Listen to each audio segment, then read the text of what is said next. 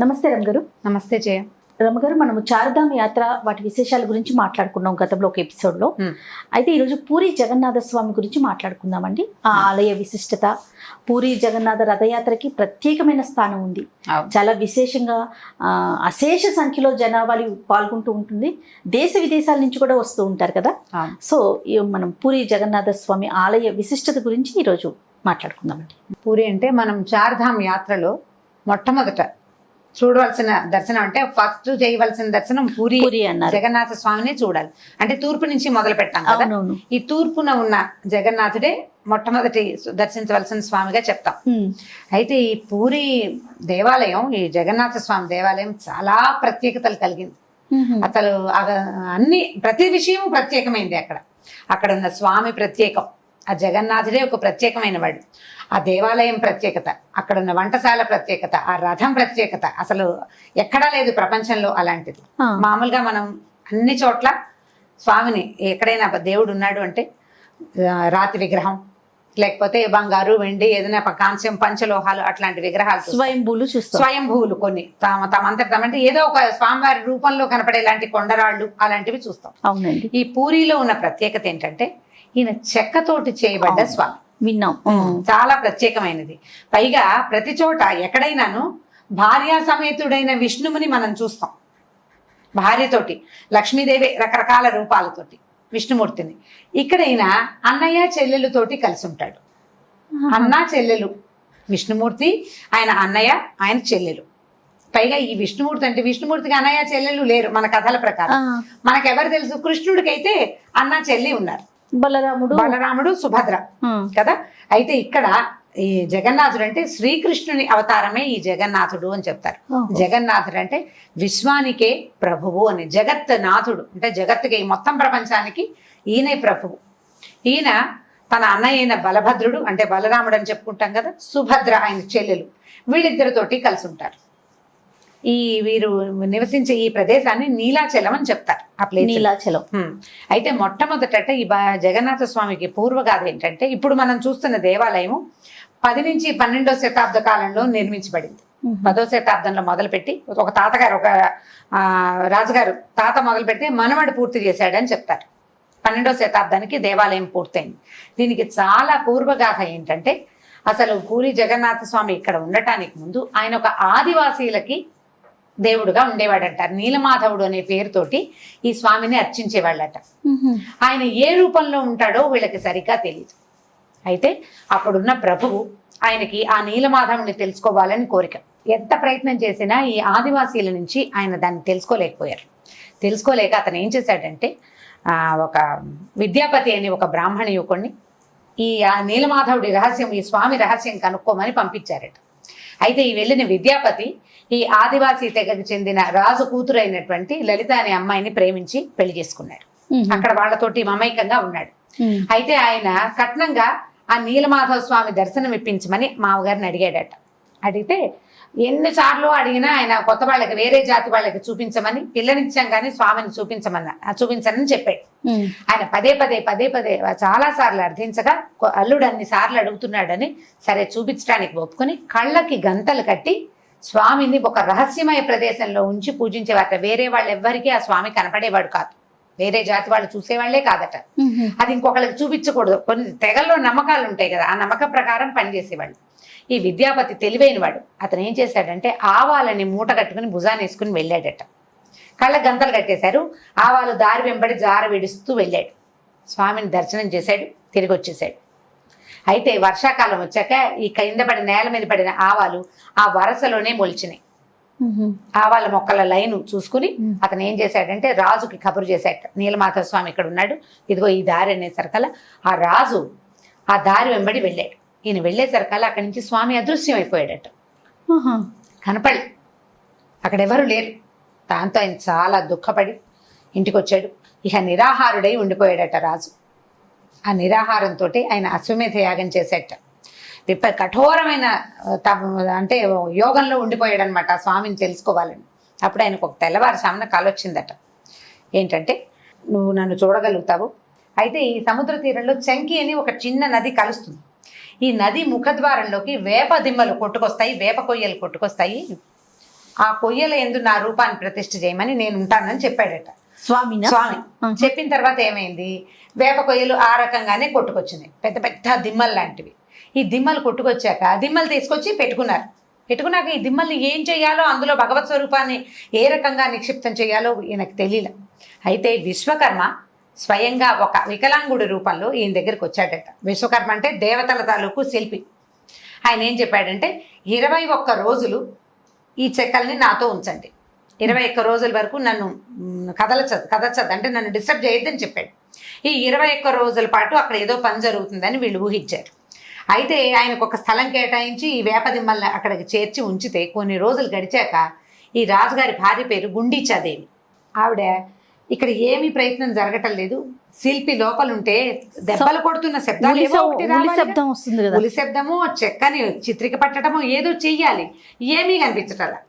కనపడకపోయేసరికల్లా ఏ శబ్దాలు వినపట్టలేదని ఆమె అనుమానపడి భర్తని ప్రేరేపించింది.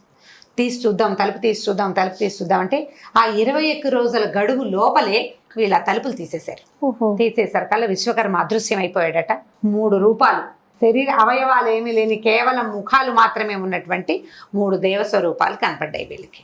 ఇంకేం చేస్తారు, చాలా దుఃఖంతో ఆయన అయ్యో నేను ఇట్లా తొందరపడి ఇది చేసేసాను, ఈ రకంగా స్వామిని దర్శించలేకపోయాం, మాధవుడిని నేను చాలా దుఃఖపడితే అప్పుడు విష్ణుమూర్తి మళ్ళీ ఆయనకు ఆజ్ఞ ఇచ్చాట, నేను ఈ రూపాల్లోనే ప్రపంచాన్ని చూస్తాను, నన్ను ఇలాగే ప్రతిష్ఠించమంటే బ్రహ్మదేవుడు స్వయంగా వచ్చి ఆ రూపాలని ప్రతిష్ఠ చేశారట. అట్లా ప్రతిష్ఠ చేయబడిన జగన్నాథ, బలభద్ర, సుభద్రాదేవులతో పాటు సుదర్శన రూపం కూడా ఉంటుంది. 4 రూపాలు ఆ చెక్కతోటే చేస్తారు. అయితే ఇది ఇప్పుడు మనం పూరి అని చెప్పుకుంటున్నాం, ఒరిస్సా రాష్ట్రంలో ఉంది, సముద్ర తీరం. ఈ చెక్కలే పెద్ద పెద్దవి మనకి రూపాలు కనిపిస్తాయి. ఇక అవయవాలు ఏమీ లేకుండా ముఖాలు మాత్రమే ఉన్నట్టుంటాయి. అయితే పెద్ద పెద్ద కళ్ళు చాలా దూరానికి కనపడుతుంటాయి. ఆ కళ్ళ రూపం మాత్రం కనిపిస్తుంది. ప్రపంచం అంతటినీ ఒక్క చూపులోనే చూసేయాలన్నంత పెద్ద కళ్ళు మాత్రం జగన్నాథుడు కలిగి ఉంటాడు. అయితే ఈ స్వామిని వీళ్ళు ఏం చేశారంటే, ఈ బ్రహ్మదేవుడు మొదట ఆయన వచ్చి ప్రతిష్ఠ చేసినప్పుడు ఆ బ్రహ్మ పదార్థాన్ని అంటే శక్తిని అందులో నిక్షిప్తం చేశాడని చెప్తారు. వీళ్ళు 12 నుంచి 19 సంవత్సరాల మధ్యలో, ప్రతి 12 ఇయర్స్కి అని పూర్తిగా చెప్పడానికి వీల్లేదు, 12 ఏళ్ళ నుంచి 19 ఏళ్ల మధ్యలో ఈ రూపాలని మళ్ళీ మారుస్తారు. ఇది చెక్కవి కదా, ఎక్కువ జీవితం ఉండదు, లాంగ్ లైఫ్ ఉండదు. ప్రతి 12-19 సంవత్సరాల మధ్యలోనే ఈ స్వామిని మారుస్తారు. నవకళేబర యాత్ర అంటారు దాన్ని, కొత్త శరీరపు యాత్ర. ఈ నవకళేబర యాత్రకి మళ్ళీ వేప కొమ్మలే తీసుకుంటారు. ఎలాంటి వేప చెట్టుని సెలెక్ట్ చేయాలి అనేది పూజారులకి కల్లోకి వస్తుందని అదని చెప్తారు. అయితే ఏం చేస్తారంటే ఏ సంవత్సరం అంటే 12 ఏళ్ల తర్వాత అధికాషాఢం వచ్చిన రోజులు చూస్తారు. ఏ సంవత్సరంలో అధికాషాఢం వస్తుందో అప్పుడు నవకళేబర యాత్ర చేస్తారు. లాస్ట్ ఇయర్ జరిగింది నవకళేబర యాత్ర. స్వామిని మారుస్తారనమాట. ఈ పాత విగ్రహాలని, పాత రూపాలని, మనం ఇన్నాళ్ళు సేవించిన రూపాలని సముద్రంలో వదిలిపెడతారట తీసుకెళ్ళి. ఇది మళ్ళీ ఎవరు చెక్కుతారు రమ్మగారు? పునర్రూపం ఎవరు ఇస్తారు? ఇప్పుడు ఈ శిల్పులే కొంతమంది, ఆ ప్రత్యేకమైన కొన్ని జాతుల వాళ్ళే చేస్తారట. ఆల్రెడీ ఉన్న రూపం ఉంది కదా, అలాంటి రూపాన్నే చిత్రిస్తారు, అలాంటి రూపాన్నే చేస్తారు. అప్పుడు ఏం చేస్తారంటే ఈ బ్రహ్మ పదార్థం, ఈ మొదట ప్రతిష్ఠింపబడిన వాట్లలో ఉన్న బ్రహ్మ పదార్థాన్ని కొత్తగా స్థాపించబడుతున్న రూపాలలోకి మార్చడం, బ్రహ్మ పదార్థాన్ని ఇందులోకి మార్చడం అనేది ఒక ప్రత్యేకమైన పూజట. అది చాలా రహస్యంగా కొంతమంది పూజారులే చేస్తారట. సో ఆ పూజా విధానం అవలంబించి అప్పుడు మళ్ళీ మార్పు చేసి మనకి ప్రజలకు చూపిస్తారనమాట. చాలా చిత్రమైన ఆచారము, విచిత్రమైన పద్ధతులు కలిగి ఉంటుంది. అయితే ఇలా జరుగుతుంది కదా, ఈ స్వామి సంవత్సరానికి ఒక్కసారి బయటకు వస్తాడు, ఏడాదికి ఒక్కసారి బయటకు వస్తారు. వీళ్ళు ముగ్గురు అంటే 4 సుదర్శనం కూడా తెచ్చేస్తారు. అయితే ఈ ఏడాదికి ఒకసారి వస్తారు కదా, ఈ ఏడాదికి ఒకసారి మామూలుగా మనకి ఏ దేవాలయంలోనూ మూల విరాట్టు బయటికి రాడు.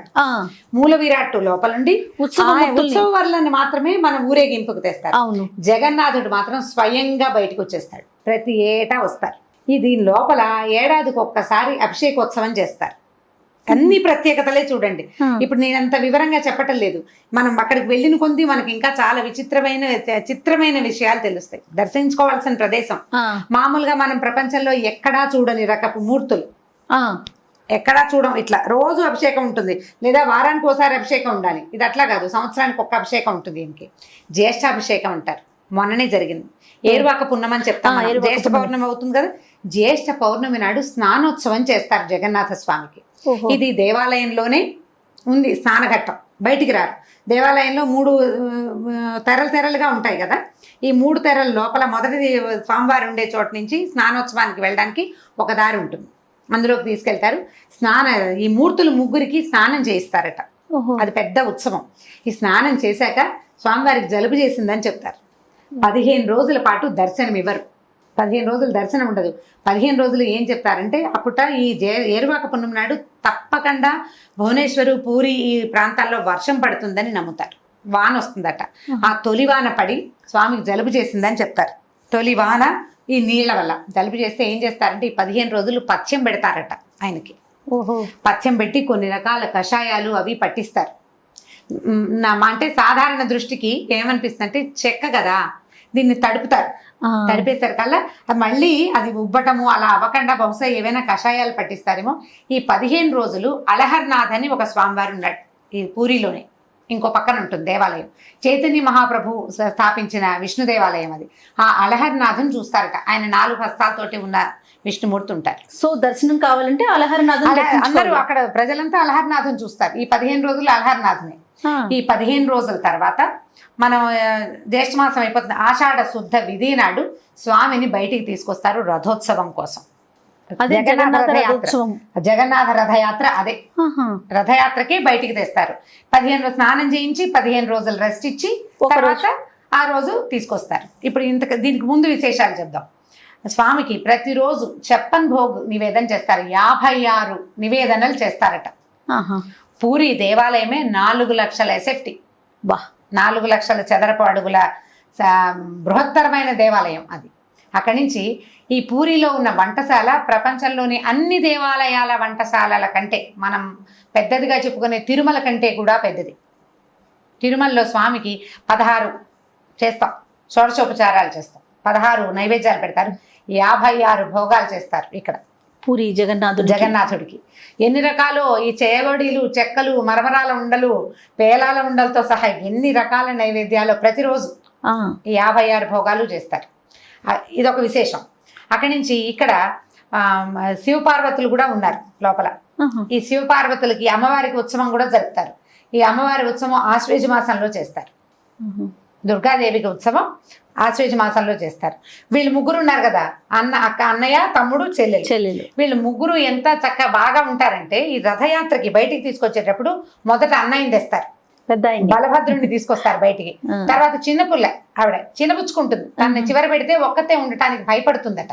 అందుకని సుభద్రాదేవిని తెస్తారు రెండోది. మూడోసారి యాత్రకి అంటే 3వ రథం ఎక్కించడానికి అప్పుడు జగన్నాథ స్వామిని బయటికి తెస్తారు. ఈ రథాలు కూడా ప్రతి సంవత్సరము కొత్త రథాన్ని తయారు చేస్తారు. ఇక్కడ విశేషం అది. ప్రపంచంలో అన్ని దేవాలయాల్లోనూ రథాలు సిద్ధం చేసి పక్కన పెట్టుంటాయి. అవునండి. మన తిరుమల అయ్యవారికి కూడా అన్ని ఏ రథాన్ని, సూర్యప్రభ, చంద్రప్రభ వాహనాలు అవన్నీ సిద్ధంగా ఉంటాయి. ఈయనకి ప్రతి సంవత్సరము కొత్త రథం. ఆ రథం కూడా ఎప్పుడు చేస్తారంటే, విశాఖపట్నంలో చందనయాత్ర చేస్తారు సింహాచలంలో. చందనయాత్ర చేసిన అక్షయ తృతీయ నాడే ఈ రథానికి ఏర్పాటు మొదలు పెడతారు.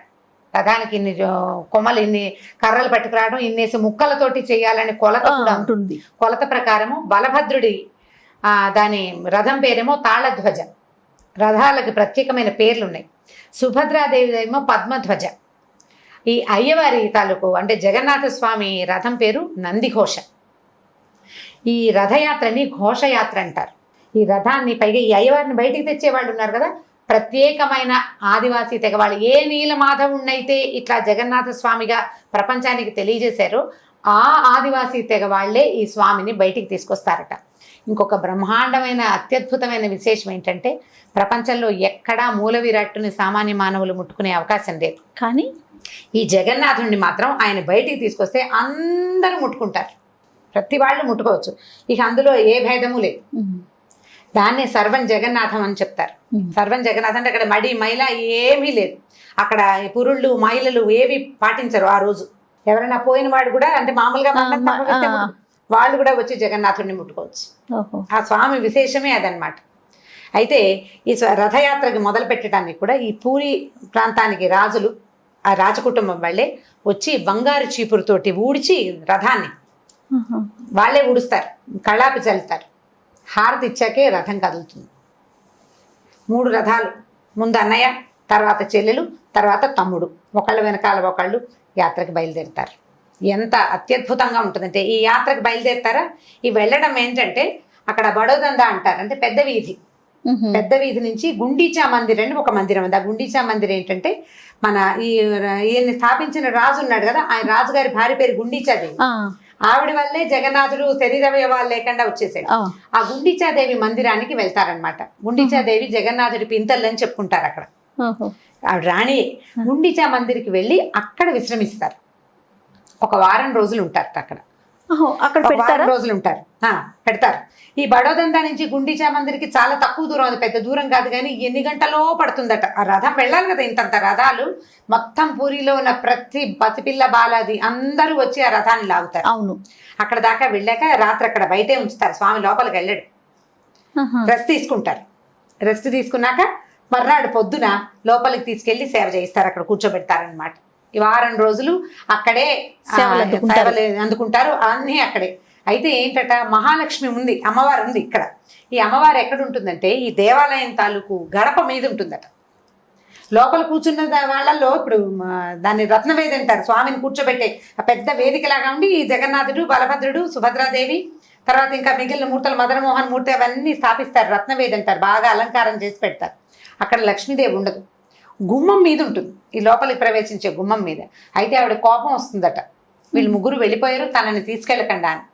అందుకని తిరిగి వచ్చేటప్పుడు లక్ష్మీదేవి కోసం ఒక జాతర చేస్తారు అక్కడ, ఆవిడ అలక తీర్చడం కోసం. ఆవిడ కోపం వస్తుందని.